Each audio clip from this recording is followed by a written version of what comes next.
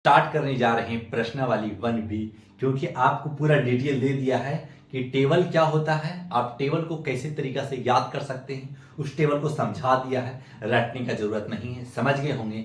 अब क्वेश्चन को सोल्व करना स्टार्ट कीजिए ताकि प्रश्नावली 1B भी आपको आसानी से समझ में आ जाएगा, क्योंकि आपको पहले टेबल बता दिया कि किस तरीका से वैल्यू याद किया जाता है। अगर वैल्यू याद हो गया है, अगर वैल्यू समझ गए हैं, तो देखिए ये आसानी से बन जाएगा। और यकीन रखिए, अगर पूरा फुल वॉच कर लिए ना, तो यकीन हम दिला सकते हैं कि आपको 100 में 100% त्रिकोणमिति समझ में आएगा और आसानी से समझ में आएगा।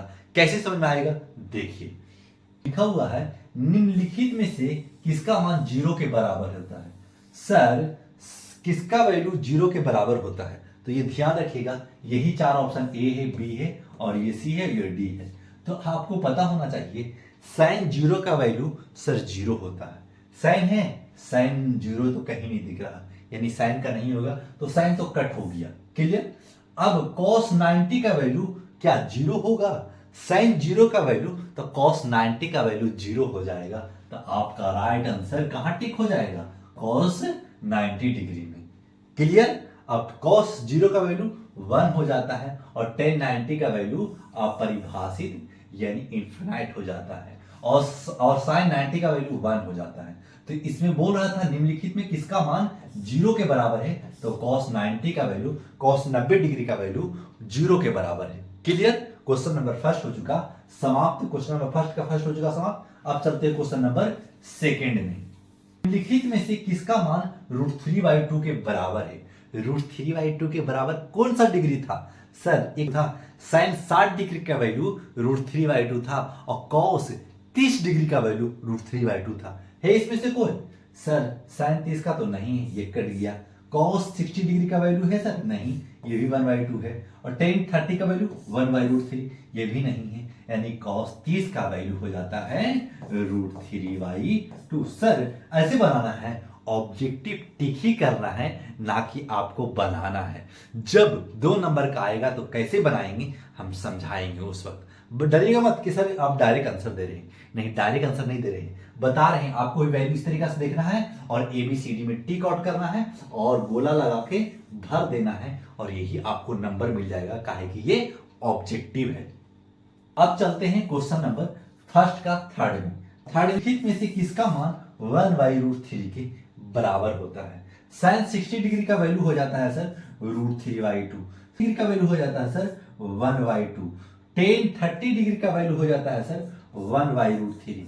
और यही तो पूछ रहा है किसका वैल्यू 1/√3 होता है, तो tan 30 का वैल्यू 1/√3 होता है। तो आपका राइट आंसर सी में चला जाएगा। और cos 30 का वैल्यू क्या होता है सर? cos 30 का वैल्यू हो जाता है √3/2। क्लियर। तो सर, ये तो आपको यही नहीं पूछ रहा है, मैच कर लिया, आपका राइट आंसर सी में चला जाएगा। और आप घेरा लगाइएगा और पूरी तरीका से गोला भर करके अपने नंबर को इंक्रीज यानी बढ़ाने का काम कीजिएगा। क्वेश्चन नंबर 1 में क्वेश्चन नंबर 3 बना चुके हैं। अब चलते हैं क्वेश्चन नंबर 1 का चौथा में। चौथा क्या बोल रहा है? बोल रहा ना निम्नलिखित में से किसका मान 1/√2 के बराबर है? सर, ये तो इस तरीका से वैल्यू दिया हुआ है π/3, tan π/3, cos π/4, sin π/6, cos 45 degree. तो ये ध्यान रखिएगा, cos 45 डिग्री का वैल्यू हो जाता है √2। Sine, cos, tan, cot, sec, cosec, π/, कुछ भी डिजिट दे दे, कुछ भी आपको नंबर दे दे, तो आपको ये ध्यान रखना है कि पाई का वैल्यू 22/7 कभी नहीं लेना है। क्यों नहीं लेना है सर? क्योंकि आप साइन, कॉस, टेन, कॉट यानी त्रिकोणमिति पढ़ रहे हैं, तो पाई का वैल्यू हमेशा त्रिकोणमिति में 180 डिग्री लेकर के बनाइएगा। क्लियर। तो सर 22/7 नहीं लेना है, नहीं लेना है, किसको लेना है? 180 डिग्री को लेना है। तो 180 डिग्री का लेना है सर, तो पाई का वैल्यू किस जगह पे पुट करें? तो पुट करके देखना पड़ेगा मेरे बाबू कि आपका 1/2 आ जाना चाहिए। तो tan अगर यहाँ 180 डिग्री करते हैं सर, तो 30 से काटेंगे तो 60 हो जाएगा और tan 60 डिग्री का वैल्यू क्या होता है? √3 हो जाता है सर। तो ये तो नहीं होगा, ठीक है। cos अगर यहाँ 180 पुट करते हैं पाई का वैल्यू, तो ये हो जाएगा 45 और cos 45 का वैल्यू 1/√2 हो जाता है। तो आपका राइट आंसर बी में चला जाएगा। क्लियर? तो सर साइन अब यहां तक 180 करेंगे तो क्या आ जाएगा, 30 आ जाएगा, और साइन 30 का वैल्यू 1/2 हो जाता है, तो ये तो नहीं होगा।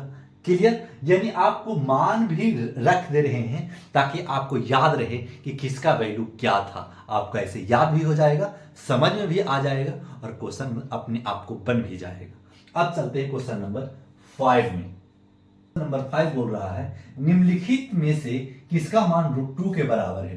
तो √2 के बराबर कौन होगा सर? तो आपको पता होता है कि tan 60 डिग्री का वैल्यू √3 होता है सर, cos 45 का वैल्यू 1/√2 होता है सर, sin 30 का वैल्यू 1/2 होता है सर, और cosec 45 डिग्री का वैल्यू √2 होता है ना इस जगह पे। हाँ सर जी, तो ये वाला वैल्यू यहाँ डी में टिक आउट हो जाएगा, और यही आपका राइट आंसर। यानी क्वेश्चन नंबर 1 में 5 क्वेश्चन था, और पांचों क्वेश्चन आसानी से आपको समझ में आ गया होगा। क्यों समझ में आ गया होगा सर?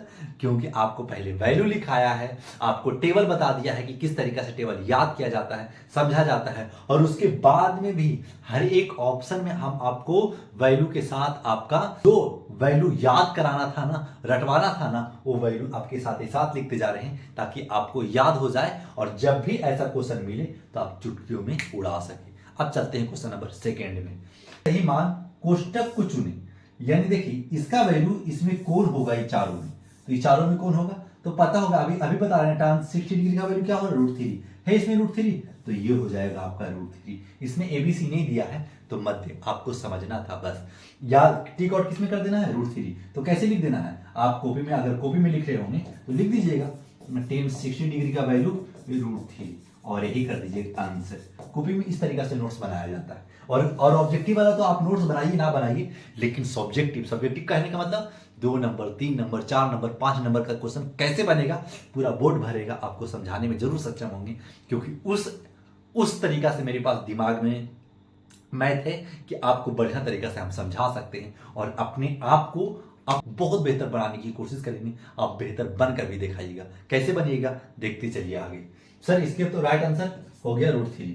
अब देखिएगा क्वेश्चन नंबर 2 में, जब क्वेश्चन नंबर 2 आ रहे हैं तो cosec 60 डिग्री, देखिए क्या, अब cosec 60 डिग्री, तो cosec 60 डिग्री का वैल्यू क्या होगा सर, cosec 60 डिग्री का वैल्यू, हाँ सर 2/√3 हो जाता है। बोले कैसे देखकर, sec 30 का वैल्यू cosec 60 के बराबर हो जाता है, तो है 2/√3। हाँ सर, ये तो आपका राइट आंसर ये हो जाएगा।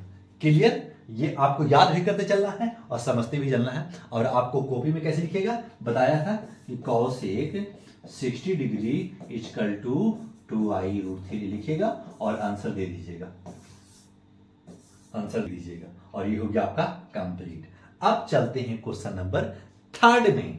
30 डिग्री, अच्छा cot 30 डिग्री, जो tan 60 डिग्री का वैल्यू होता है वो cot 30 का वैल्यू होता है, तो cot 60 का क्या वैल्यू होता है सर, √3 होता है, तो cot 30 डिग्री का वैल्यू √3 होता है √3, फर्स्ट में है √3, आपका राइट आंसर √3 हो जाएगा।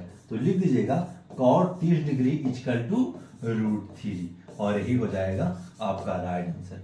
4 में क्या आंसर देना है सर, 4 में आंसर देना है मेरे बाबू क्वेश्चन नंबर 4 में, sec 0 का वैल्यू क्या होगा, तो लिख दीजिएगा sec 0 का वैल्यू सर, sec 0 का वैल्यू हो जाता है कितना, sec 0 का वैल्यू 1 हो जाता है, कि sec का वैल्यू बढ़ता है तो cosec का वैल्यू घटता है, तो 1 है सर, इसमें 1 है, और यही आपका राइट आंसर है। क्वेश्चन नंबर 1 में 5 क्वेश्चन था, क्वेश्चन नंबर 2 में 4 क्वेश्चन था, 5 और 4 9 क्वेश्चन आपको समाप्त हो गया है। समझ में आ गया होगा तो लाइक सब्सक्राइब जरूर कीजिएगा। अब क्वेश्चन नंबर 3 में,